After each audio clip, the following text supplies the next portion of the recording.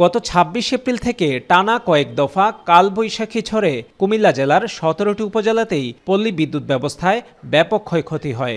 সবচেয়ে বেশি ক্ষতিগ্রস্ত হয় জেলার দক্ষিণাঞ্চল। ঝড়ো হাওয়ায় খুঁটি হেলে পড়া, ট্রান্সফরমার ও মিটার নষ্ট হওয়ায় বিদ্যুৎহীন হয়ে পড়ে জেলার অর্ধলক্ষাধিক গ্রাহক। এতে ঘন্টার পর ঘন্টা, কোথাও আবার টানা ২ থেকে ৩ দিন বিদ্যুৎ বিচ্ছিন্ন থাকতে হয়েছে গ্রাহকদের। বিদ্যুৎ না থাকায় বিপাকে পড়েন সাধারণ মানুষ। ব্যাহত হচ্ছে শিল্প কারখানার উৎপাদন, বিচ্ছিন্ন হয়ে পড়ছে ইন্টারনেট সংযোগও। বিদ্যুতের তো সংখ্যা আপনার কাছে আজ ৩ দিনে নাই কেন। আমরা কারেন্টের কারণে মোবাইল চার্জ দিতে পারে না, বাচ্চা কাচ্চা পড়ালেখা করতে পারে না। ফ্রিজের মাল আপনার ফালাই জন লাগছে। কুমিল্লার ৪টি পল্লী বিদ্যুৎ সমিতির তথ্য মতে ঝড়ে প্রায় ৩০,০০০-এর বেশি স্থানে বিদ্যুৎ সংযোগ ব্যবস্থা ক্ষতিগ্রস্ত হয়। তবে যাদের ঘরবাড়ি, মিটার বা সংযোগ লাইন ক্ষতিগ্রস্ত হয় সেগুলো মেরামত করে দ্রুত বিদ্যুৎ সংযোগ দিতে কাজ করছে পল্লী বিদ্যুৎ। আমরা এই প্রথম কালবৈশাখীর সুবলে গত ২-৩ দিনে যে বিপর্যস্ত হয়েছে, আমার কুমিল্লা পল্লী বিদ্যুৎ সমিতি ২-এর আওতায় মোটামুটি 100% রিকভার হয়ে গেছে। এখন বিক্ষিপ্ত অভিযোগ আসলে আমরা অ্যাটেন্ড করছি।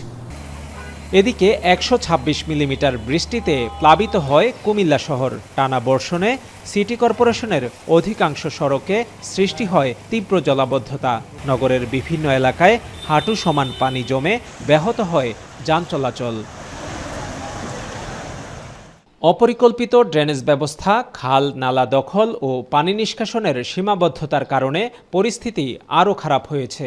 নিচু এলাকার বাসিন্দারা আসবাবপত্র ও প্রয়োজনীয় সামগ্রী রক্ষায় পড়েন বিপাকে।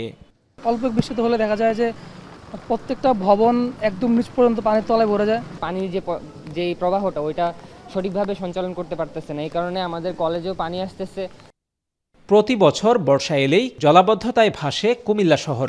নির্বাচনের সময় জলাবদ্ধতা নিরসনের প্রতিশ্রুতি দেওয়া হলেও বাস্তবে নাগরিক দুর্ভোগ কমেনি। নগরবাসী চান আধুনিক ও দীর্ঘমেয়াদী পানি নিষ্কাশন ব্যবস্থা। এই জলাবদ্ধতার কারণে মানুষ হাঁটা চলা করতে পুরো শহর একটি স্তম্ভিত হয়ে গিয়েছে। আসলে কুমিল্লার জলাবদ্ধতা এটা আসলে আজকের সমস্যা নয়, এটা দীর্ঘদিনের সমস্যা। এই জলাবদ্ধতাকে কেন্দ্র করে বছর বছর প্রকল্প আসবে, টাকা আসবে, এক কাজ 10 বার করে করবে, আর জনগণের ভোগান্তি। জলাবদ্ধতার পর ঘুইঙ্গাজুরি খালসহ যেসব স্থানে পানি প্রবাহ বাধাগ্রস্ত হচ্ছে সেগুলো দ্রুত সচল করতে কাজ চলছে বলে জানান কর্পোরেশনের প্রশাসক। জলাবদ্ধতার খবর নিতে ফোন পেয়েছেন প্রধানমন্ত্রীরও। আমরা একটি পরিকল্পিত ভাবে আমরা পানি নিষ্কাশনের যে ব্যবস্থা সেটি করার জন্য আমরা ইতিমধ্যে দায়িত্ব দিয়েছি, একজন কনসালটেন্ট আমরা নিয়োগ দিয়েছি। কনসালটেন্টের অধীনে সার্ভেয়াররা কাজ করছে। তো এটি একটু সময় লাগবে, হয়তো 2-4-6 মাস হতে একটু সময় লাগবে।